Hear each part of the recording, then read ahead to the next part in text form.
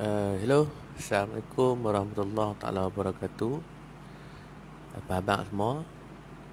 Pertama sekali, saya ingin memohon maaf kepada semua yang telah membeli buku Datuk Bahman kerana lewat menghantar pos. Di sini saya nak memberitahulah bahawa kami ada masalah printing lah, dan menyebabkan tempahan semasa live stream bersama Haji Zainal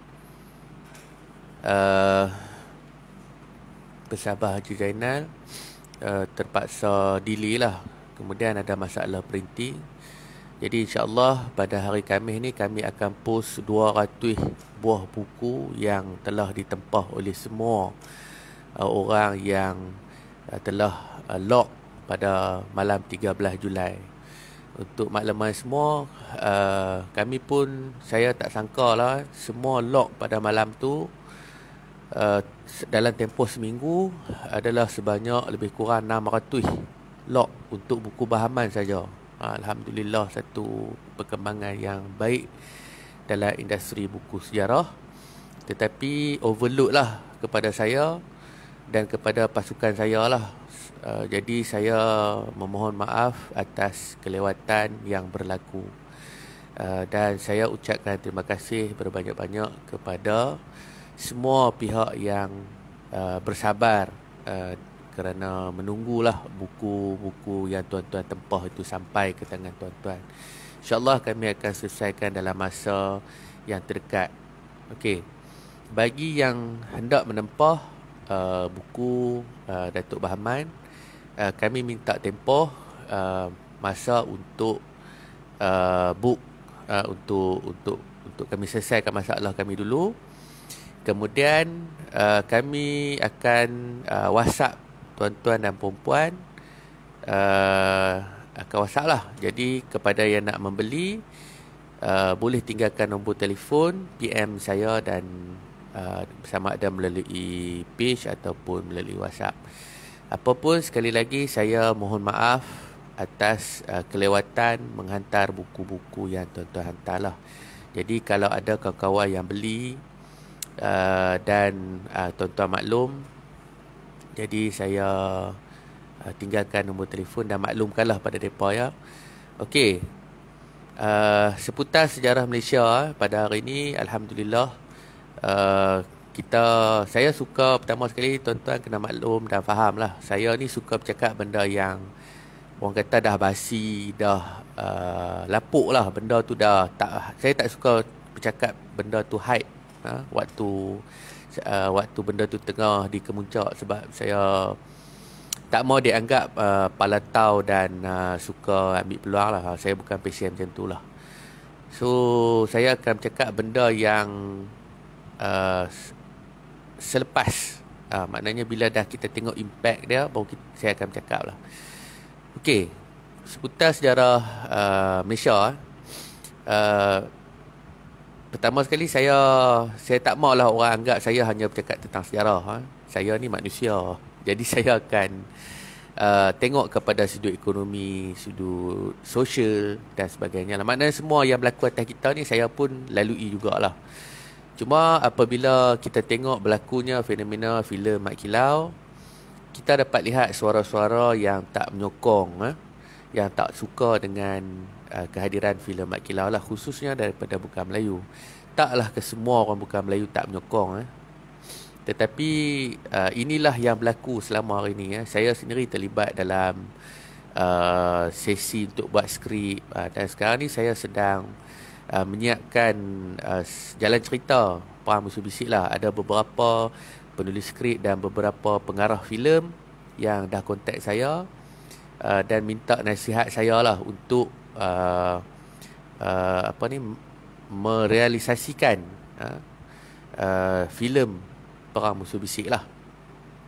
Jadi banyak proses yang akan terlibat, banyak fasa yang kena lalui, dan saya bercerita bukan soal bajet. Kalau kita nak cerita pasal bajet ni besar, tetapi kalau kita tengok daripada sudut uh, penceritaan sejarah di Malaysia ni, suka atau tidak, benda ni dah berlaku lama, dan kebangkitan orang Melayu dalam sejarah sedang dalam fasa bergerak ke arah penyatuan. Yang ni kita dapat lihat jelas apabila politik tidak lagi memainkan peranan penting dalam masyarakat Melayu. Tapi dalam saya bercakap tentang filem Mat Kilau, ada orang tanya pendapat saya lah, adakah filem sejarah ni akan menjadi satu akan memberi kesan kepada masyarakat. Pada saya, kalau cerita macam Mat Kilau, kalau saya dah pergi tengok, so kalau bagi saya lah, rating daripada segi cerita saya bagi 3.5/5 lah. Sebab daripada segi konteks sejarahnya memang agak lari, tetapi bagi saya orang Melayu sudah lama kehausan satu propaganda untuk memberi semangat kepada orang Melayu. Sebenarnya orang Melayu ni, selalu saya kata lah, orang Melayu ni sebenarnya dia dah, kita ni hilang keyakinan diri dengan begitu lama. Kita tak tahu di mana kita nak berpaut. Dulu 10-20 tahun dulu ataupun 30 tahun ke belakang, kita berpegang pada politik dan kita menganggap bahawa politik Melayu lah yang akan menjadi penyatuan. Tapi lama kelamaan, apabila berlaku korupsi, berlaku salah guna kuasa, berlaku penyelewengan yang banyak, menyebabkan generasi kita, khususnya lah generasi kita dan generasi muda, hilang kepercayaan kepada politik. Jadi pada satu sudut, orang Melayu sebenarnya dah hilang. Kita ni sebenarnya, saya duk perhatilah, kita ni dah tak ada tempat berpaut. Kita tak tahu di mana kita nak ekspresikan kita punya rasa sayang, kita punya rasa cinta kepada agama dan bangsa. Jadi apabila munculnya filem Mat Kilau ni dengan kutipan yang begitu banyak, pada saya daripada segi social impactnya ialah inilah cara kita mengekspresikan rasa cinta, rasa sayang kita dan rasa mahu kembali kepada bangsa setelah sekian lama kita hilang benda tu. Okey. Pada masa yang sama, macam saya kata lah, dalam nak menterjemahkan satu-satu filem ni bukannya senang. Macam saya duk buat sekarang ni, plot berkenaan dengan Perang Musuh Bisik. Ada banyak fasa, ada banyak cerita, ada banyak sudut yang kena tengok lah. Tapi kita kena akur lah. Saya sendiri kena akur bahawa di dalam perang yang begitu panjang, kita perlukan commercial value. Yang ni tak boleh lari. So filem Mat Kilau tu, commercial value dia sangat tinggi, sangat baik. Cuma macam saya kata lah, daripada segi sejarahnya tu susah, tak begitu tepat lah. Begitu juga dengan filem yang saya nak buat ni. Saya ni jadi advisor lah, penasihat kepada ada 2-3 company lah.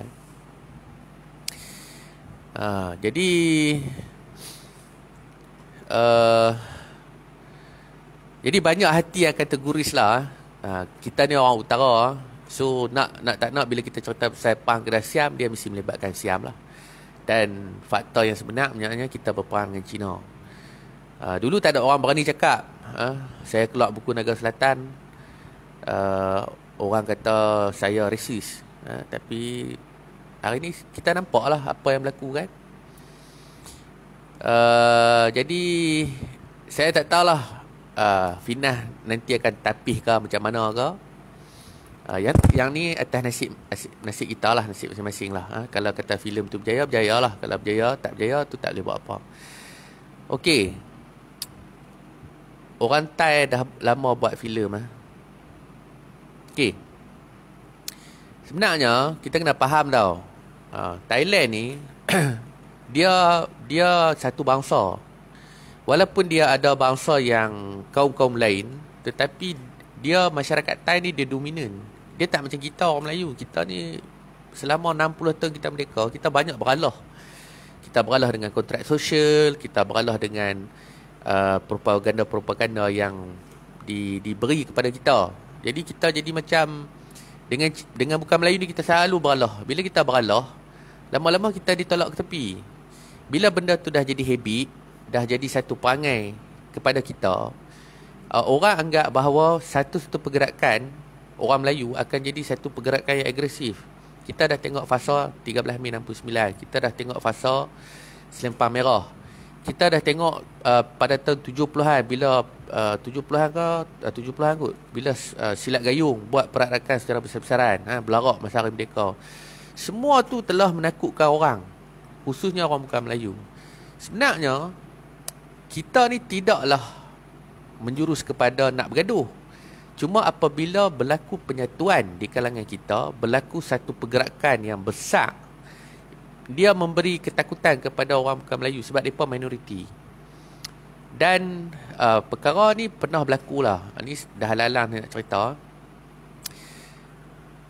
Benda ni dah berlaku masa 13 Mei. Saya pernah cerita dalam satu video saya lah. Saya kata selepas 13 Mei, MCA dan DAP, MCA dan gerakan telah bertemu dengan CIA dan MI6 untuk bercerita tentang apa yang berlaku kepada tanah Melayu, dan mereka memberi gambaran yang buruk lah tentang orang Melayu. Mereka kata orang Melayu resis, orang Melayu bunuh.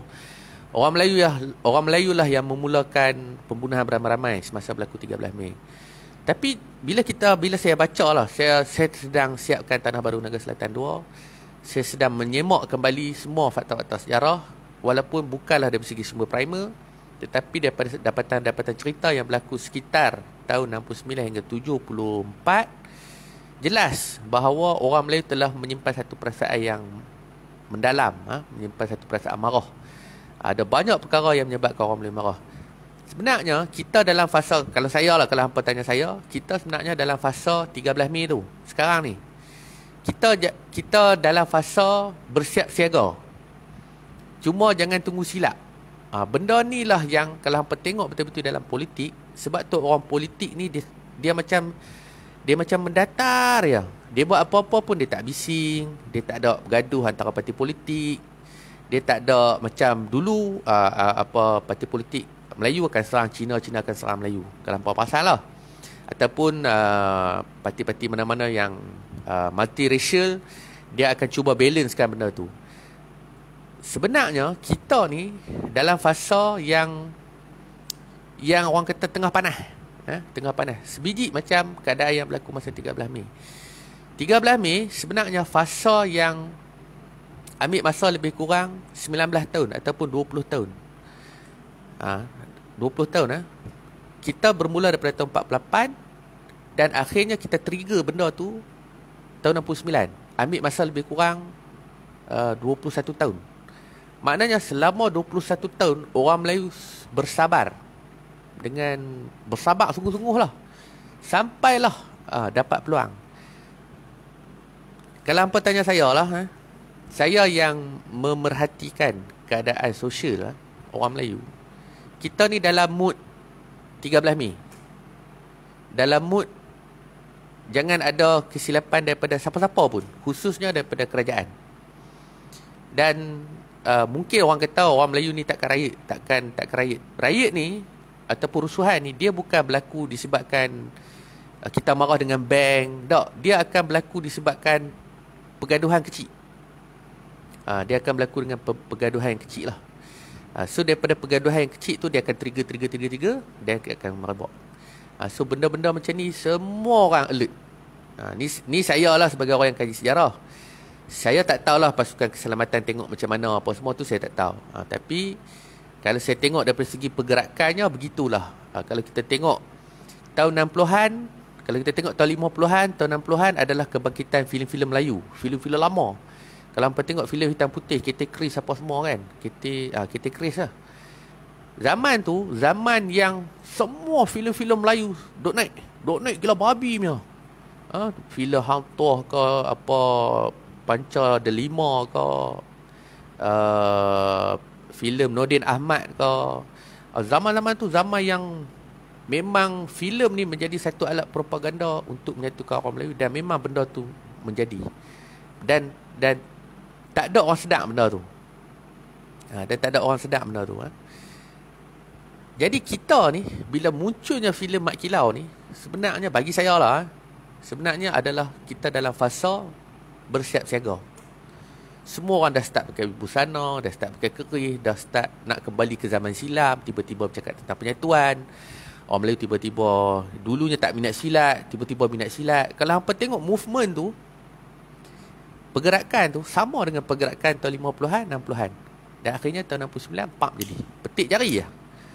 Jadi saya menasihati tuan-tuan, dalam keadaan yang kita dalam mood duk marah ni, bukanlah marah, kita mood bersemangat ni, berjaga-jaga dengan false flag ataupun panggilan yang salah lah.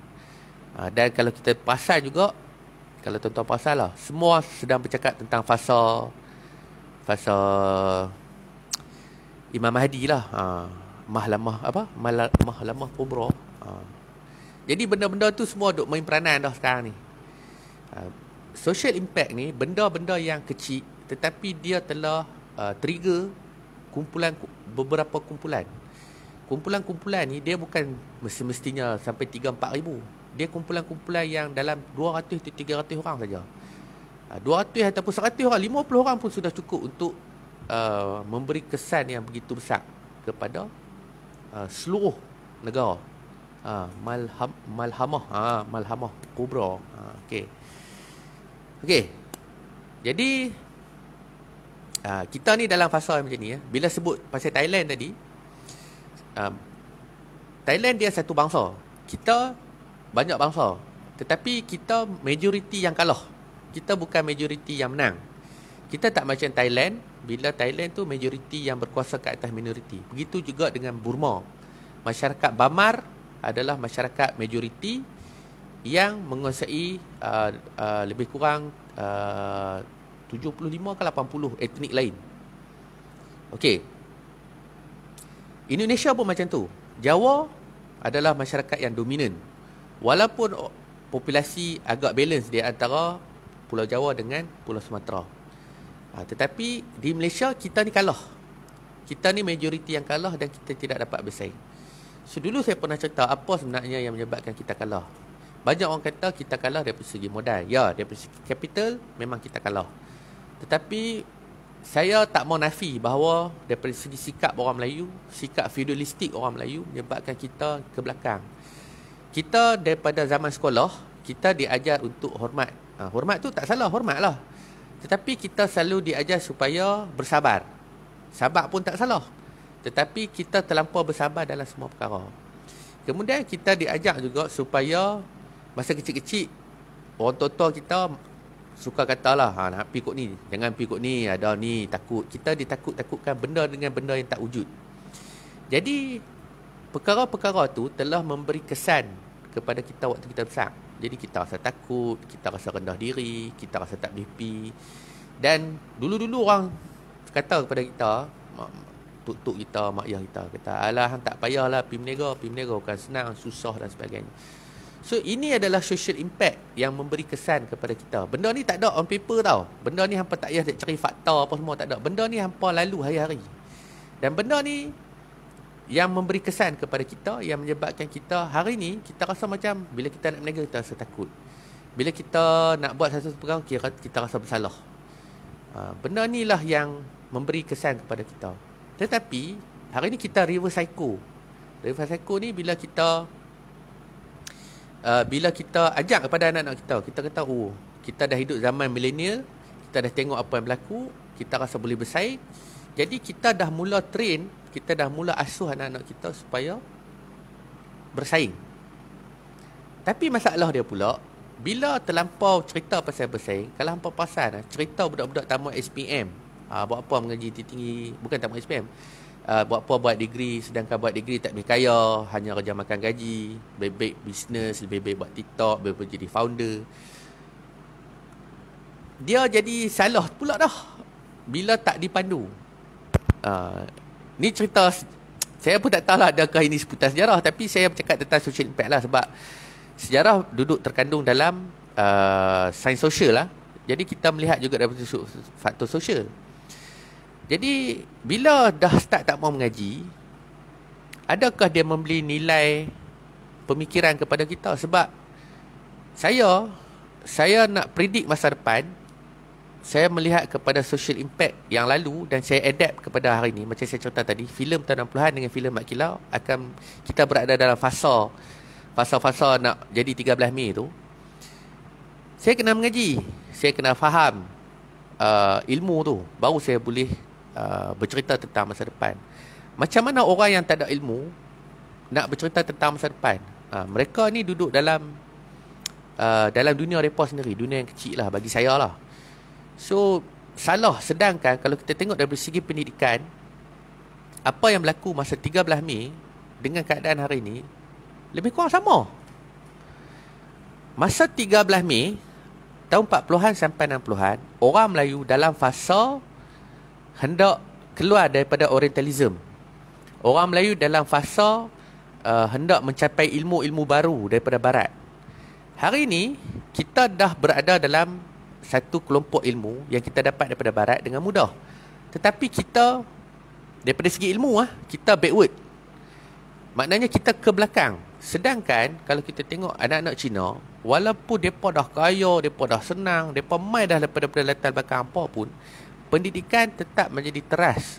Sekurang-kurangnya mereka mesti ada degree. Walaupun sebahagian kecilnya menipu ke apa tak kisah, tetapi majoriti Cina yang saya kenal, mereka akan mengaji luar negara. Kawan-kawan saya yang bukan Melayu, mereka semua mengaji ke luar negara. Bila kita tanya, apa pasal hang mengaji kat luar negara? Hang habis sampai ratus-ratus ribu, apa benefit hang dapat? So, mereka kata pada saya,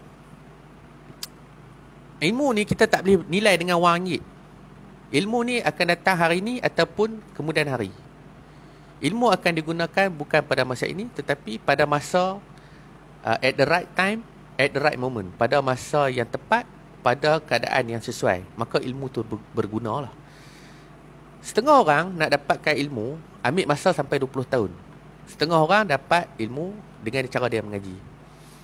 So kalau kita balik pada isu pendidikan, semasa berlaku 13 Mei, antara punca 13 Mei ialah pada tahun 1968 berlaku satu piket oleh Persatuan Pelajar Bahasa Melayu, Persatuan Bahasa Melayu Universiti Melaya yang membantah penubuhan College New Era University yang dipersetujui oleh Khair Johari dan Tunku Abdul Rahman yang pada ketika itu adalah Perdana Menteri. College New Era ni sekarang ni berada di Kajang, New Era University College. Selepas tu ditubuh pula satu universiti, iaitu Universiti Unitar, Universiti Tunku Abdul Rahman. Unitar semua orang kenal hari ni. Unitar asalnya adalah sebuah college. Semasa penubuhan Unitar, kita dah ada Universiti Melaya.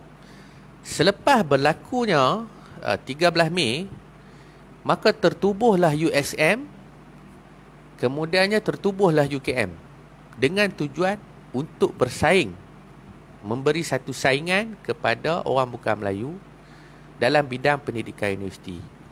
Kemudian ditubuh MARA, Institut Teknologi MARA, di-upgrade menjadi UiTM dengan memberi kelebihan kepada orang Melayu supaya mengaji, dengan diberikan kuota, dengan diberikan kemudahan yang begitu banyak. Jadi semua ni bertujuan untuk memberi saingan dalam bidang pendidikan.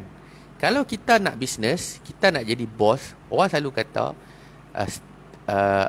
Bill Gates mengaji tak habis, tapi dia mengaji dekat Harvard.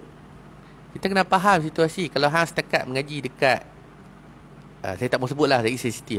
Kalau hang setakat mengaji diploma, degree pun tak ada, biasa-biasa tu, tak payah sembang lah nak compare dengan orang 10 orang terkaya kat dunia ni. So semasa orang Melayu dalam keadaan mood marah dengan sistem pendidikan yang pok-pok Cina ni duk buat, antara sebab lain juga ialah permintaan orang Cina untuk menerapkan bahasa Cina sebagai bahasa perantaraan di parlimen, mahkamah dan sekolah. Hari ini kita sedang berlawan dengan keadaan orang Melayu tak mau mengaji sampai degree. Benda ni akan jadi masalah kepada generasi yang ke depan. Walaupun saya ada baca, dia kata kalau generasi hari ni tak mau mengaji, so kalau degree kita hasilkan 100,000, Tiba-tiba disebabkan budak-budak ni tak mau mengaji, so ke depan ni orang Melayu hanya tinggal 10,000 saja yang ada degree. So akan bagi persaingan dekat company-company besar untuk berebut budak-budak yang ada degree ni. Tapi kita kena faham, dalam dunia ni bukan saja Malaysia yang sedang menghadapi masalah ni. Kalau apa rajin tengok filem-filem India, negara India, Hollywood lah selalu macam mana sistem pendidikan di India yang begitu korup tetapi tetap menghasilkan pelajar dalam bidang dalam peringkat ijazah. So benda tu di India sangat penting. Dalam filem sendiri dah tunjukkan betapa walaupun India ni miskin, tetapi pendidikan tu menjadi satu asas yang begitu penting kepada semua orang untuk maju. Tapi kita ni dalam keadaan mood kita backward, kita duk patah balik. Kita kata tak payahlah jadi founder lagi senang, boleh buat duit apa semua. Ya, duit boleh beli segala-galanya, tapi duit bukan segala-galanya. Adakah pendidikan yang kita terapkan hari ini akan menyebabkan kita berjaya di masa depan? Kalau kita tak buat degree, adakah kita berjaya? Kalau kita tengok orang Cina, kita tengok Cina, sampai hari ni mereka masih lagi berpegang kepada sistem pendidikan. Kalau kita duk buat perangai macam ni, tak mustahil orang-orang Cina ni akan menguasai kita dalam bidang pendidikan pula. Dahlah ekonomi pun kita dah kalah. Sekarang ni dalam sistem pendidikan, mereka yang ke depan, kita akan jauh ke belakang. Ni benda ni bukan benda yang kecil tau. Impact sosial dia sangat besar. Kalau dulu 13 Mei, kita membantah keputusan bahasa Mandarin dan sebagainya. Dan kita tengok pada tahun 2018, bila ada percubaan untuk menjadikan bahasa Mandarin sebagai salah satu bahasa perantaraan. Dan kita tengok UEC telah berjaya diiktiraf sebagai salah satu metod kepada sistem peperiksaan negara. Siapa orang yang akan bantah dalam masa 20 tahun lagi bila majoriti budak-budak Melayu tak ada degree? Nak jadi pemimpin ni, bukanlah kata nak jadi pemimpin, nak jadi pegawai takbir dalam kerajaan, sekurang-kurangnya kena ada degree. Kalau ada degree pun, sekurang-kurangnya kena faham pentingnya macam mana nak mempertahankan benda-benda ni. Ini yang berlaku kepada kita. Ini seputar sejarah lah. Boleh kata seputar sejarah Malaysia lah yang sedang berlaku kepada kita. Kita dah ketinggalan. Kita ni dalam mood 13 Mei. Dan kita dalam mood, memang kita dalam mood yang zaman 13 Mei sekarang ni. Kalau hampa perasan lah. Kalau tak perasan tu tak boleh buat apa lah kan. Okey, Muhammad Sufi. Okey. Lagi satu, baru ni saya sembang dengan kawan saya lah. Dia kata kalau kita tengok currency, saya tak pandai ekonomi, saya cakap terang, saya tak pandai ekonomi ya. Cuma saya tak tahulah apa yang berlaku dalam currency Malaysia. Katanya 1 USD dah nak pergi ke RM5. Tu Allah alam lah. Tapi kalau kita tengok keadaan ekonomi yang berlaku, baru ni saya pergi beli barang rumah, minyak masak naik sampai RM40. Dan seolah-olah tak ada kawalan langsung dalam harga barang. Sekali lagi saya nak tekankan bahawa kalau kita tengok data ekonomi, ni saya cerita secara tak langsung sebab saya saya sedang mengkaji cerita 13 Mei. Semasa tahun 60-an, memang berlaku sedikit impact kepada ekonomi sebab kita baru lepas merdeka. And then kita sedang dalam fasa pembangunan. Kalau hampa perasan tahun 60-an tu pernah ada hampa dengar cerita dibuat nombor ekor. Saya rasa ramai orang tahu benda tu. Sebenarnya ada yang kata nombor ekor haram, tapi kenapa masa tu nombor ekor dibenarkan? Tu semua adalah untuk buat, kononnya alasannya adalah untuk memulihkan ekonomi. So kita tak boleh pakai dah metod nombor ekor tu tadi pasal kita tolak lah kan sebab kita dah faham agama dan sebagainya. Jadi dengan adanya subsidi ni menyebabkan kita survive lah, dan tiba-tibanya ditarik, kita akan mula rasa stres. Benda ni saya tak tahu lah dirancang ke, memang berlaku secara tak langsung ke, wallahualam. Tetapi dalam perjalanan, dalam fasa ni, kesan ekonomi tu sama juga lebih kurang macam apa yang berlaku pada sebelum 13 Mei lah. Bila tahun 60-an tu memang berlaku satu tekanan daripada segi ekonomi lah kepada orang-orang Melayu. Dan tahun 60-an tu juga kalau kita perasan adalah insurgency yang pertama. Bila emergency ni, emergency komis okey, bila kita duduk dalam keadaan darurat, maka kita pun faham tentang inflasi. Adakah inflasi itu memberi kesan? Ya, bagi saya memang bila berlaku inflasi dia memberi kesan. Bila berlaku emergency, darurat dan sebagainya, dia akan memberi kesan kepada ekonomi.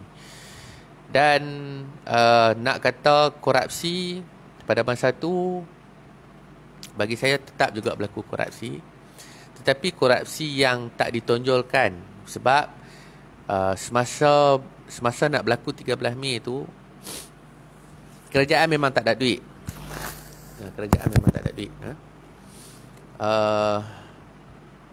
Untuk pengetahuan hampa, pada tahun, salah satu faktor, salah satu kontrak sosial kontrak sosial ni orang tak mau bincang. Saya nak cerita secara tak langsung ni. Salah satu perkara kontrak sosial ialah tentang pendidikan. Kalau ikutkan sebelum merdeka, pihak British telah buat satu perjanjian secara tak langsung dengan semua kaum, di mana selepas 10 tahun merdeka, iaitu pada tahun, kita merdeka 57, pada tahun 1967, semua sistem pendidikan hanya berteraskan kepada sistem sekolah kebangsaan saja. Tapi sekarang ni, sekolah kebangsaan dia jadi sekolah Melayu. Dia tak ada mix. Sebenarnya dia hanya patut wujudnya satu sekolah saja. Tetapi tahun 63 penubuhan Malaysia, tahun 65 Singapura keluar. Masa tu berlaku ketegangan ekonomi disebabkan pemisahan Singapura. Okey.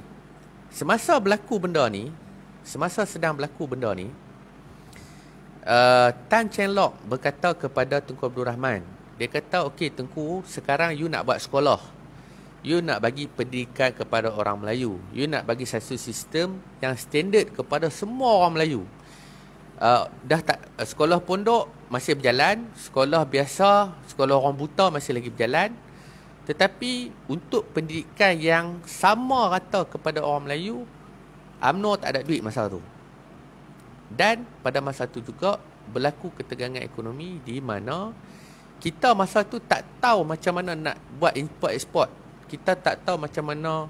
Kalau hampa baca buku Yusof Ishak, Presiden Singapura yang pertama, macam mana dia cerita tentang plan dia untuk bawa pelabur-pelabur datang ke tanah Melayu pada masa tu, ke Malaysia pada masa tu. Dan cadangan dia ditolak oleh Tunku Abdul Rahman. Dia nak bawa projek baja. Dan projek baja ni engineer daripada Jepun, dan dua projek baja dan projek bendang sawah padi. Tapi ditolak cadangan dia ditolak. Akhirnya dia bangkan Tunku Abdul Rahman, kemudian dia dikenakan atas SAA. Lepas tu dia lari ke Singapura dan dia menjadi Presiden Singapura yang pertama, Yusof Ishak Okey. So bila kita faham keadaan zaman tu, tahun 60-an, Malaysia ni memang tak tahu apa. Orang pemimpin Melayu memang total loss daripada segi macam mana nak develop ekonomi, macam mana nak bangunkan sistem-sistem yang ada. So kita ni hari ni, kita dah berada dalam situasi tu. Walaupun kita dah ada semua teknologi, tetapi kita tengok menteri kita dalam mood yang tak tahu apa. Cakap pandai duk cakap tentang ekonomi, pumpang, tapi sebenarnya apa pelaburan yang ada? Itu saya tak mau sentuh pelaburan. Saya bukan orang-orang ekonomi. Cuma saya melihat secara tidak langsung, bila saya nak kait dengan cerita 13 Mei itu, ialah kedudukan tu lebih kurang saja. Dan okey, Tan Cheng Lock kata kepada Tunku Abdul Rahman, sekarang saya bagi you 2 juta. 2 juta untuk buat sekolah. 2 juta tahun 60-an, lebih kurang 20 bilion kot. Saya pun tak tahulah berapa currency pada masa tu. Hampa boleh cari video saya dalam YouTube saya tu, tajuk dia The History of MCA. Saya pernah kupas buku tu, dan saya pernah cerita bahawa Tan Cheng Lock ataupun MCA pernah bagi 2 juta kepada UMNO untuk bangunkan sekolah. Jadi kita duk ada dalam fasa ni fasa bila sistem pendidikan kita goyang, bila kita tengok Perdana Menteri kita pun goyang. Dan kalau hampa perasan, saya duk tengok pergerakan MCA dengan DAP apa yang mereka akan buat dalam sistem politik. Sebab setiap pergerakan MCA dengan DAP akan memberi kesan secara tak langsung secara tak langsung lah dalam ekonomi Malaysia dan dalam sosial orang Melayu. Ini yang saya sedang perhatilah. Tapi tengok buat masa sekarang ni, kalau hampa perasan betul-betul selepas pertukaran kerajaan, orang-orang Cina tak bunyi apa langsung. Sengak sud. Bagi saja ke 2 juta. 2 juta tu tukar dengan pendidikan. Sebab tu ditubuhkan sekolah jenis kebangsaan Cina. Itu dia punya pertukaran dia. Sebab tu, ni bila dah tanya, sebab tu SJKC tak dapat ditentang. Kalau sebab ini adalah kontrak sosial. Perjanjian tak rasmi di antara UMNO dengan MCA lah. So orang Melayu memang tak boleh buat apa. Lupa dah apa saya sembang tadi. Okey. Kemudiannya bila dibuat penyata razak, kemudiannya dibuat penyata raman talik. Penyata razak dan penyata raman talik menghalang penubuhan sekolah menengah Cina. Kemudiannya cuba ditentang pula oleh penyata Fen Wu, dan kemudiannya menjadi satu orang kata apa, satu impian yang tak tercapai lah oleh semua orang Cina, di mana apa jadi pun, sama ada DAP atau MCA, mereka mestilah menubuhkan sekolah menengah kebangsaan Cina ataupun SMK bracket C. Kita dah ada SJKC, kita tak ada lagi SMK bracket C. Dan benda ni lah yang sedang dibuat, dirangka setiap tahun oleh pemimpin-pemimpin Cina. Okey. Saya pun lupa lah apa saya kata tadi. Yang nak cerita awal tadi sebelum tu baca soalan tu. Allah, lupa habis dah. Mood 13 Mei. Okey. So okey. Kalau hampa perasan, dalam tempoh 3 tahun ni, semua pemimpin-pemimpin Cina tak bunyi. Lim Guan Yin tak bunyi, Lim Kit Siang tak bunyi, Tony Po tak bunyi. Semua orang tak bunyi. Kenapa pemimpin-pemimpin Cina tak bunyi dalam keadaan Malaysia dan keadaan negara yang sedang bergolak? Biasanya mereka akan cakap, oh, kerajaan dah tipu duit, kerajaan rasuah, kerajaan ni, kerajaan tu. Dan mereka akan menentanglah setiap keputusan yang dibuat oleh kerajaan. Dan kalau perpasan dalam sidang parlimen, tak bunyi apa langsung. Kecuali yang terbaru adalah kes Sabah, berkenaan dengan perjanjian MA 63. Tetapi masih lagi pemimpin-pemimpin bukan Melayu tak bunyi, tak sokong, tak apa. Sebenarnya mereka dah nampak, mereka dah belajar daripada apa yang berlaku daripada tahun 48 sampai 69. Bila mereka masuk campur dalam keadaan orang Melayu dalam mood yang sedang dalam tekanan ni, mereka akan jadi kambing hitam. Sebab tu semua tak bunyi. Orang kata jangan tunggu. Bukan silap depa tau. Depa ni macam bila depa bercakap tu, depa akan dimanipulate lah percakapan depa tu. Depa akan jadi kambing hitam lah, senang cerita. So kalau hampa perasan betul-betul, inilah yang sedang berlaku. Kita ni dalam fasa 13 Mei, kita dalam fasa sedang mencari, kalau hampa perasan jugalah, sebenarnya kita duk cari apa benda yang boleh menyatukan orang Melayu. Kalau hampa perasan masa 13 Mei, masa tahun 30-an, kalau hampa selalu baca buku-buku gerakan kiri, kalau hampa baca buku pra dan pasca kemerdekaan, hampa akan nampak bahawa satu-satunya solusi untuk menyatukan semua orang Melayu, satu-satunya solusi untuk menaikkan semangat Melayu, satu-satunya solusi untuk mengembalikan orang Melayu dalam bidang sastra, bercakap tentang nasionalisme, bercakap tentang penyatuan, tak lain dan tak bukan. Selama 30 tahun sejarah telah membuktikan bahawa hanyalah peperangan saja yang akan menyatukan semua orang Melayu. Maknanya kita ni saya rasa majoriti orang Melayu mungkin dalam mood bersedia untuk berperang lah dengan siapa-siapa pun. Jadi kalau hampa perasan, Kalau hampa baca sejarah tahun 30-an, kita tengok apa pergerakan kumpulan-kumpulan kiri. Tahun 40-an berlaku Perang Dunia Kedua. Tahun 50-an berlaku kebangkitan dalam filem, propaganda, nasionalisme dan sebagainya. Tahun 60-an berlaku 13 Mei. So kita ni dalam fasa tu. Kita dalam fasa filem tu. Jadi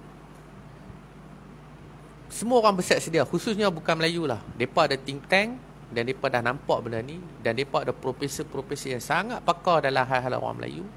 Dan mereka ada master, orang-orang yang sangat cekap dalam mengkaji sains sosial orang Melayu.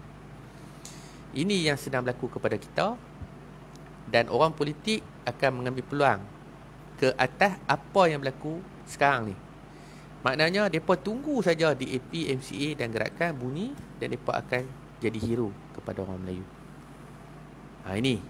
Ini yang saya nak bagi tahu lah kat tuan-tuan seputar sejarah Malaysia dan apa yang saya nampak dalam keadaan sekarang. Ia bukan bersoalkan kepada ekonomi. Kita memang stres tentang ekonomi, tetapi saya rasa setakat barang naik apa semua kita boleh terima lagi, walaupun kita marah. Sebab kita tengok keadaan ekonomi dunia pun memang dalam keadaan macam tu. Kalau kita tengok daripada segi politik, walaupun ada menteri yang bodoh-bodoh, tetapi kita masih lagi boleh terima. Sebab pada anggapan kita, selagi mana kita boleh makan, minum dan kita boleh bekerja seperti biasa, so tak ada masalah. Tetapi yang kita tak boleh terima ialah apabila orang bukan Melayu bercakap tentang kita. Dan kita nampak dah bila ada bantahan tentang filem Mat Kilau lah. Okay, so inilah yang kita kena faham. Dan inilah saya nak remind kepada tuan-tuan, walaupun mungkin benda ni tak relevan kepada sebahagian tuan-tuan, tetapi pada saya, pergerakan orang Melayu sekarang ni adalah dalam fasa orang kata retak menanti belah. Bara api sedang menjadi api-api yang kecil, dan hanya tunggu masa untuk disimbah menjadi api yang besar lah. Pada saya, nasihat saya lah, sepatutnya kita tak boleh meluahkan dalam keadaan macam 13 Mei lah. Sepatutnya kita memperkukuhkan hak-hak kita lah. Mana kata dulunya kita tak tahu tentang hak kita, kita tak tahu tentang pentingnya hak-hak istimewa orang Melayu. Kita tak tahu hak-hak kita, bahawa ada bahagian-bahagian tertentu yang boleh kita dapat dan perolehi. So pada saya, inilah masanya untuk kita bercakap tentang hak Melayu. Inilah masanya untuk kita menunjukkan bahawa kita adalah majoriti. Tetapi dalam keadaan kita jegil mata saja. Kita jegil mata saja, bukan kita nak pergi bergaduh, kita nak pergi berperang dan sebagainya. Tetapi cukuplah kita sekadar kita jegil mata, dan ia memberi rasa takut kepada orang-orang lain lah. Dan kita kena faham, dan kita kena faham, dan kita kena kembali melihat kepada undang-undang. Sebab kita ni, selama ni kita tak pernah diajak tentang perlembagaan, kita tak pernah diajak tentang undang-undang, kita tak pernah diajak tentang hak-hak. Yang ni yang kita kena kuatkan sebenarnya. Bukan kita pi jadi benda baru kita nak pi kaji, jadi benda baru kita nak lawan. Sepatutnya kita dah kena faham. Kita dah merdeka lebih kurang 60 tahun, 60 tahun lebih kita dah merdeka. Tetapi hak kita sebagai warga negara, kita tak faham. Hak kita dalam undang-undang pun kita tak faham. Saya sendiri pun masih duk baca perkara 151, 152, 153. Sebenarnya banyak lagi perkara-perkara yang ada terkandung dalam tu lah. Antaranya ialah contoh ada antaranya ialah penubuhan Pulau Pinang sebagai sebuah negeri yang diiktiraf dalam Perlembagaan Malaysia. Adakah Pulau Pinang benar-benar diiktiraf sebagai sebuah negeri dalam Malaysia, sedangkan Pulau Pinang adalah sebahagian daripada Kedah? Adakah Melaka menjadi sebuah negeri yang benar-benar diiktiraf sebagai sebuah negeri, sedangkan Melaka adalah salah satu negeri, Pulau Pinang Melaka adalah negeri-negeri selat? MA 63 yang terkandung dalam perlembagaan Kemudian kita bercakap tentang Singapura. Kemudian kita bercakap tentang perjanjian 1909. Adakah semua perjanjian-perjanjian ni yang terkandung secara tak langsung dalam undang-undang, dalam perlembagaan negara, memberi faedah kepada kita atau tidak? Yang ni yang kita kena belajar. Kita kena tengok semua persempadanan negeri sebagai contohnya.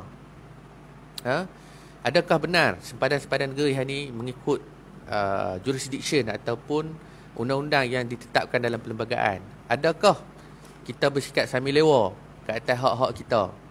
Contohnya saya pernah cakap lah, dalam orang kata 7 wasiat Sultan-Sultan Melayu. Okey, dia kata macam ni, 50 kepada bukan Melayu, 50 kepada orang Melayu.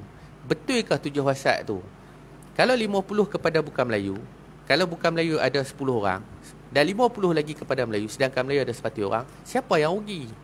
Kita lah yang rugi. Sebab kita 100 orang, kita kena bagi 50, kita dapat 2. Sedangkan bukan Melayu ada 10 orang, tetapi dia bagi 50, dia dapat 5. Yang ni yang salah. Inilah benda yang salah diajar kepada kita. So kita kena tengok balik hak kita. Betulkah benda ni dicakap? Betulkah benda ni ada dalam akta, ada dalam undang-undang? Dan kita kena tengok juga, okey, contohnya dari segi hak tanah, dari segi tanah rizak, kenapa tanah rizak Melayu murah, kenapa benda ni jadi murah, dan betulkah tanah rizak ni kita tak boleh beli, bukan Melayu tak boleh beli, betulkah benda ni tak boleh tebus guna dan sebagainya. So semua benda-benda ni kita kena tengok balik. So cerita dia, daripada kita nak bergaduh, bagi saya lah, kalau kita dalam mood keadaan nak pergi ke fasa 13 Mei, kalau 13 Mei dulu kita bercakap tentang hak, kita bercakap tentang kepentingan bangsa dan agama. So pada saya, kalau nak balik kepada keadaan 13 Mei berperang tu sia-sia. Bagi saya tu tak guna.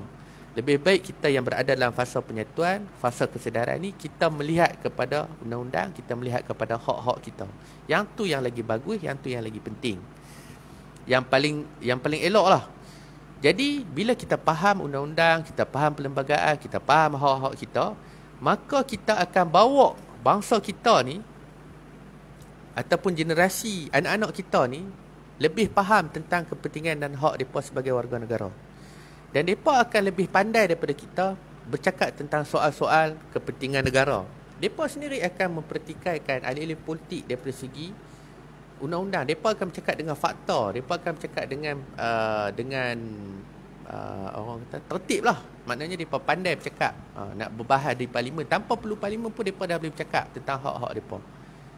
Yang ni sebenarnya yang patut kita fight, kita perjuangkan. Bukan kita nak menuding jari salah di ni, salah tak boleh dah. Tu bukan dia lah. Bagi saya perang ni ataupun bergaduh ni adalah jalan terakhir, dah tak boleh selesai. Fasa kita adalah hari ni fasa mendidik masyarakat untuk faham hak-hak dan kepentingan mereka. Sekarang ni kita dah nampak penyatuan tu dah ada. Cuma perlu ada orang yang memberi panduan. Sekarang ni saya nampak macam mood selerak lah. Orang duduk pergi sana sini, semua bercakap tentang penyatuan bangsa, tetapi tidak ada pergerakan, tidak ada satu penyatuan, tidak ada satu arah tuju. Masih lagi berselerak, masih lagi dalam mood orang kata apa, semangat yang berkobar-kobar. Tetapi semangat itu akan hilang. Semangat yang berkobar-kobar ni dia akan hilang. Kena petik balik baru mai. So kenapa tidak dalam semangat yang berkobar-kobar ni kita gunakan untuk bercakap tentang hak kepentingan orang Melayu. Hari ni kita kena bercakap. Dulu Dr. Ismail pernah berkata, dia kata satu hari nanti orang Melayu tidak lagi mempedulikan tentang hak-hak mereka. Ni tu Dr. Ismail cakap, bekas Timbalan Menteri. Dia kata satu hari nanti orang Melayu takkan bercakap tentang subsidi. Orang Melayu takkan bercakap dah tentang hak mereka. So pada saya, benda tu memang dalam keadaan kita. Kita hari ni, bila subsidi tak ada, kita majoritinya tak marah. Maknanya kita boleh survive. Jadi subsidi tu berani ditarik. Tetapi kita dalam fasa yang kita masih lagi tak faham hak kita. Kita ni negara yang kaya, tetapi kita tak mendapat hak kita yang sewajarnya lah. Jadi bab-bab hak ni kita kena tengok balik lah. Benda-benda ni lah yang sepatutnya lah pergerakan kumpulan-kumpulan yang memperjuangkan nasib agama dan bangsa sepatutnya kena pergi ke arah tu lah. Saya seorang, saya tak ada kumpulan, saya hanya pengkaji sejarah. Saya pun bukan orang pandai, saya tak pandai. Saya tak erti lah. Saya cakap ni kira cakap kosong. Tapi itu pandangan saya lah. Saya ini pandangan saya melihat kepada sudut yang lebih luas. Saya tengok keadaan yang berlaku pada negara. Jadi kita kena ambil faham lah, walaupun benda ni mustahil dan mungkin tuan-tuan akan kata apa benda lah main ni cerita kan. Tetapi kalau tuan-tuan faham betul-betul, bagi saya lah, masa ni lah, inilah masanya kita bercakap tentang hak kita. Bukan kita pergi dengar dekat parlimen menteri duk cakap benda-benda bodoh kan. Dan kita kena start bergerak lah untuk persediaan generasi anak-anak kita. Saya kalau saya cakap, saya bukan cakap untuk diri saya, tak. Saya buat persediaan untuk anak saya dan kita semua lah. Sebab generasi adik-adik kita, mungkin kita tak boleh nak bentuk dah. Mereka dalam fasa yang tak mau pergi mengaji tinggi-tinggi. Tak apalah, generasi tu nak buat macam mana kan. Kalau mereka nak pergi, mereka pergi lah. Tapi kita yang masih ada nyawa ni, kita siap sedia untuk anak-anak kita, generasi yang seterusnya. Sebab bagi saya, setiap 20 tahun akan bertukar satu kepimpinan. Mana kata kita dengan generasi adik-adik kita beza dalam 10 tahun. Kita dalam fasa orang kata kumpulan X, contohlah kumpulan X. So anak kita kumpulan Y. So kita kena buat preparation untuk kumpulan Y, menyediakan satu landasan yang mereka faham bahawa negara sedang menjadi macam ni, menuju ke arah macam ni. So adakah bila kita bercakap tentang hak, akan memberi kesan kepada mereka di masa depan. Kalau Cina selalu cakap, kalau hampa tengok ahli-ahli politik Cina, mereka selalu bercakap tentang hak. Kenapa ahli-ahli politik kita tak bercakap tentang hak? Kenapa orang Cina selalu bercakap, ini hak kami sebagai rakyat Malaysia, hak kami mendapat sistem pendidikan, hak kami mendapat ekonomi, dan benda ni berada dalam konteks sosial. Kalau hampa perasan betul-betul, inilah yang selalu diperkatakan oleh semua pemimpin bukan Melayu. Tapi pasal apa pemimpin Melayu tak cakap benda ni? Yang tu tuan-tuan hampa semua kena perhati tengok betul. Okey.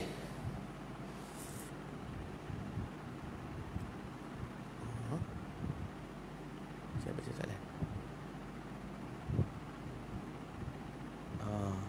Hak vaksin noh.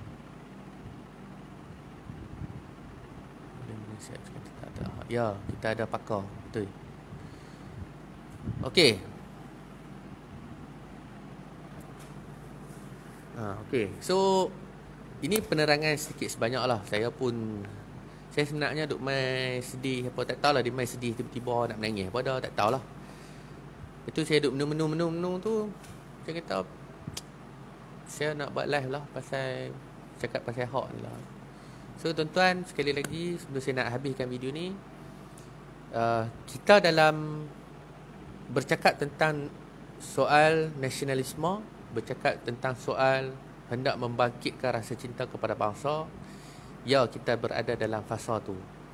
Tetapi kalau kita ikut jalan sejarah yang pernah berlaku kat atas bangsa Melayu, dulunya kalau hampa tengok gerakan-gerakan, contohnya Asas 50, gerakan kumpulan-kumpulan sastra, kumpulan-kumpulan bahasa, dulu perkara tu pernah diperjuangkan pada tahun 50-an sampai 60-an dan akhirnya berlaku 13 Mei. Sekarang ni kita dalam fasa kebangkitan, kita dalam fasa semangat. Tetapi kita belum ada kumpulan-kumpulan yang menjadi juru pandu kepada orang Melayu ke mana nak pi.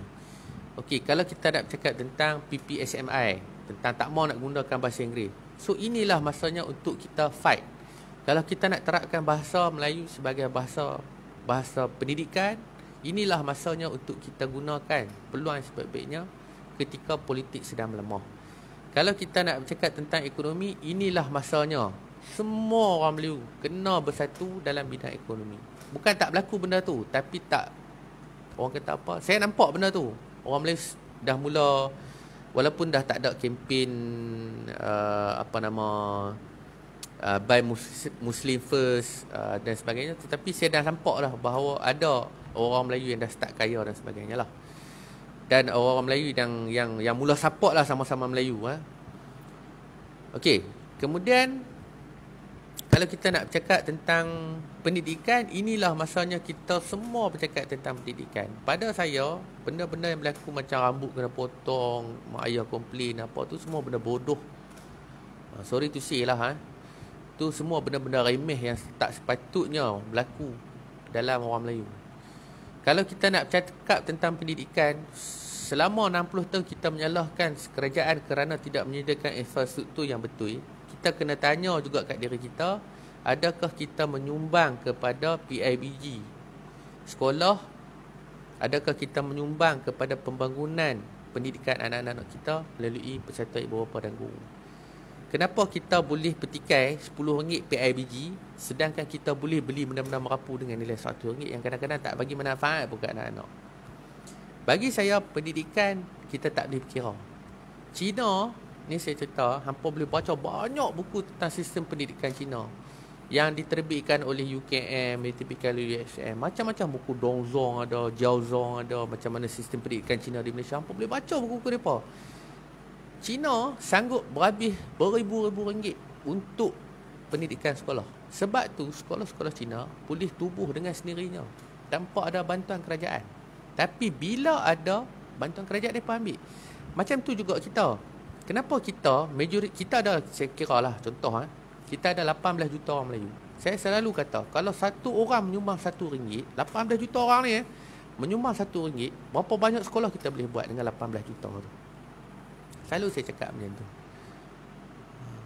Tapi benda ni mustahil. Sebab kita rasa tak penting pendidikan. Tapi kita nak maju ke depan. Tiba-tiba mai satu generasi yang kata degree tak penting. Mampus kita jadi lagu ni.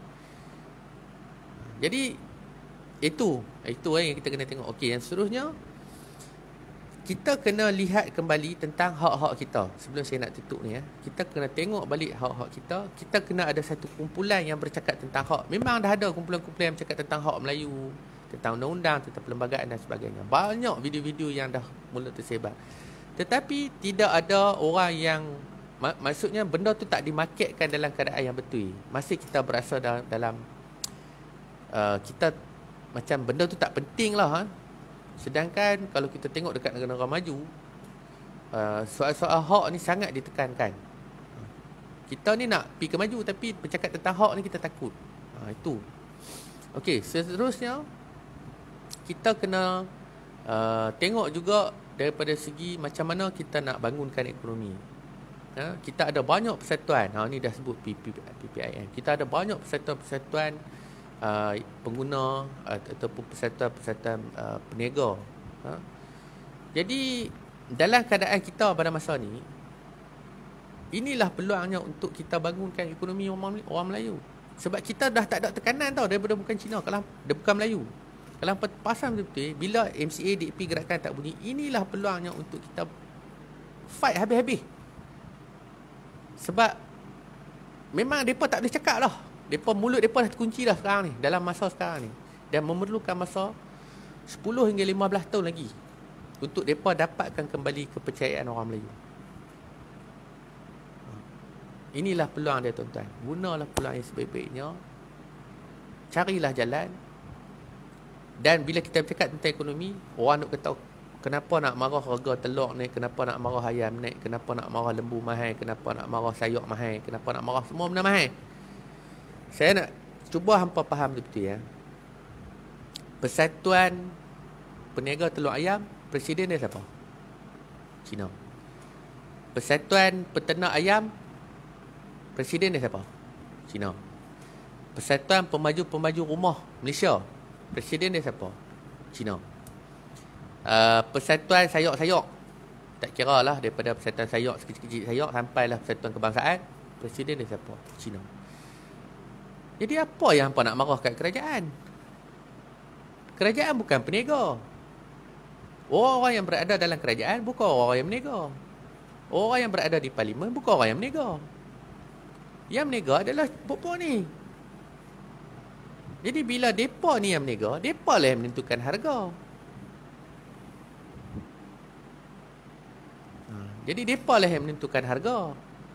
Jadi kenapa nak salahkan kerajaan? Kenapa tak buat kawal ekonomi? Saya nak abang tuan-tuan, macam mana harga nak dikawal? Cuba beritahu kat saya.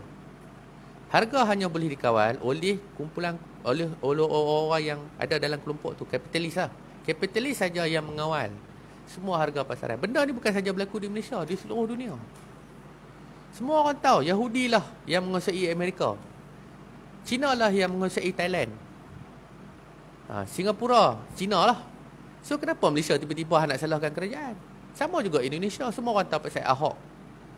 Ahok ni Cina lah. Cina juga 10 orang terkaya di Indonesia. Dan orang Cina juga yang menjadi penguasa dalam ekonomi di Indonesia. Tapi mai kat Malaysia tiba-tiba nak marah. Oh, kenapa kerajaan tak buat kawalan? Kenapa? Bang, tak boleh bang. Sebab mereka ni bayar cukai. Kerajaan akan tunduk kepada pembayar cukai. Walaupun ada harga kawalan, walaupun ada subsidi, tetapi tak boleh. Tak boleh nak buat apa. Subsidi tu sebenarnya untuk elak daripada kapitalis tadi. Jadi, kapitalis daripada nak elak mereka main harga, maka dia buat harga shilling. Tapi dalam harga shilling, dia bagi subsidi. Ni saya cakap pasal ekonomi pula dah. Jadi, tuan-tuan, inilah peluangnya.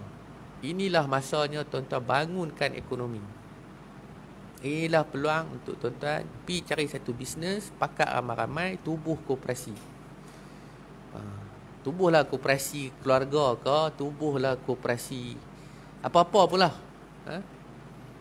Brunei, siapa tanya ni? Brunei tak tahu, tak ada orang buat research. Saya pun tak buat research, tak banyak cerita tentang Brunei. Tapi nak cerita mudah dia ialah pilah berniaga, tubuhlah koperasi ke, persatuan berniaga ke, buatlah bisnes apa-apa pun. Dengan harapan 10 tahun lagi orang Melayu lah yang menguasai ekonomi di tanahnya sendiri. Hampa kena ingat, orang Melayu adalah majoriti. Kita 1:3 ataupun 1:4 berbanding bukan Melayu. Maknanya 4 Melayu, 1 bukan Melayu. So kita ramai. So kenapa kita tak boleh buat benda tu? Inilah masa dia, tuan-tuan. Inilah peluang yang ada. Kalau kita nak cakap tentang ayam, pilah 100 orang menega ayam. Tapi menega lah betul-betul. Jangan buat sekerak jalan. Masalah orang Melayu dalam menega, kalau kita tengok dalam keadaan fasa 50-an, 60-an, orang Melayu masa tu baru keluar daripada kepompong nak menega. Orang Melayu tak bisa menega. Saya buat kajian berkenaan dengan kampung baru di Pahang. Bukunya akan terbit pada tahun ni. Dalam satu kajian tentang sawah padi, tentang beras di Pahang pada ketika tu, dalam rekod-rekod yang saya baca, disebut bila orang putih buat survey, masa tu nak ditubuhkan lembaga beras negara. Okey, lembaga beras negara. Jadi dibuat survey, orang putih mai turun.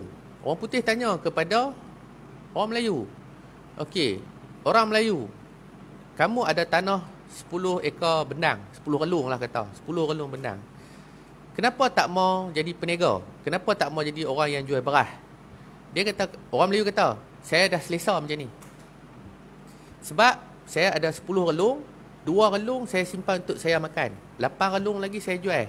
Duit tu untuk saya beli barang sikit-sikit pun dah cukup. Saya dah selesa macam ni. Kita, orang Melayu ni, kita cepat selesa dengan keadaan yang berlaku pada kita. Cukuplah apa dah, sudah. Itu orang Melayu lah. Itu tak boleh elak, tu perangai, habit. Itu tak boleh buat apa. Okey, bila ditanya kepada Cina, mereka tanya Cina, mereka kata, kenapa hang menega beras sedangkan hang tak ada tanah? Dan kenapa hang sanggup buat benda ni bersusah payah? Sedangkan tahun 50-an, orang kata untuk hantar beras ni bukan benda yang senang. Bukan ada transportation, bukan ada lori dulu. Adalah lori, tapi tak semua orang mampu untuk menggunakan lori dan sebagainya. Kenapa Cina ni sanggup buat? Dia kata pasal kami ni pendatang. Jadi kami tak ada tanah. Kami tak ada satu tempat untuk kami tanam. Kami tak ada satu tempat untuk kami expand business. Kami tak ada facility, kami tak ada itu, tak ada ini. Jadi apa yang kami buat ialah kami cari peluang, walaupun sekecil-kecil peluang, dan kami akan gunakan peluang tu untuk meniaga beras. Sebab beras ni adalah makanan ruji orang Asia. Terkejut orang putih tu. Jadi, di dalam perbincangan lembaga beras negara pada masa tu, tahun 55, sebelum nak capai merdeka, dia buat satu keputusan, dia beritahu kepada kerajaan, apabila nak diserahkan pentadbiran kepada orang Melayu, maka dibagi tahu kepada orang-orang Melayu, pegawai-pegawai Melayu, jangan sekali-kali menyerahkan beras, jangan sekali-kali padi beras ni jangan sekali-kali diserahkan kepada bukan Melayu. Jangan diswastakan langsung. Kalau swasta, sakit. Lah ni sakit kan. Kalau hampa rajin follow macam Mat Saman Kati dia cerita pasal beras. Dia ceritakan ada yang berlaku benih baja dah swasta apa. Semua dia jadi swasta. Memang sakit. So kita dalam fasa ni lah. Kita dah ada segala-galanya dan kita sesat dengan apa yang ada dan akhirnya makan diri. Okey. Dulu kilang beras Melayu banyak, sikit-sikit lama-lama ikut. Tu tak boleh. Yang tu saya nak kata apa lah. Ismail Hussein. Okey. Jadi saya cerita sebuah sikit lah. Jadi harap-harap tuan-tuan ambil maklum benda ni dan mulalah fikir. Saya pun duk fikir juga. Saya dah balik main duk Kedah. Saya dah start. Saya tak banyak. Sekarang ni saya dah tak banyak masa untuk main Facebook lah. Saya lebih kepada macam mana saya nak bangunkan ekonomi. So kebolehan saya adalah dalam bidang buku. Saya start dengan bisnes buku. Saya rasa semua orang tahu saya buat dengan Guru Roda Merah. So bagi saya pendidikan adalah penting. Dan saya haraplah buku-buku yang ada tu memberi pengetahuan kepada hampa semua lah. Dan saya pun duk nampak tak ada cara lain dah. Saya tak suka nak minta. Kalau macam saya bukan orang jenis buat kebajikan macam Ibit Liu ke macam siapa-siapa lah. Ni contoh lah Ibit Liu tu kan. Saya jenis macam kalau saya nak buat satu saya kena berniaga lah. Dan saya percaya dengan berniaga saya tak perlu hidup dengan duit-duit politik. Tak mampu pun kalau tak ada duit politik kan. Jadi pada saya kalau hampa ada berniaga, hampa teruskan perniagaan. Yang mana tak ada berniaga, fikirlah satu perniagaan. Dan saya nampak the best solution ialah dengan menubuhkan satu bisnes dalam bentuk macam koperasi ke persatuan ke apa tak tahulah. Dan sebenarnya ada banyak dana dalam kerajaan. Saya pun duk belajar sikit-sikit lah. Saya nampak banyak gila kot dana. Ada PUMB, ada SME, ada macam hari tu Bank Financial buat pinjaman untuk perniagaan. So kita ada MARA.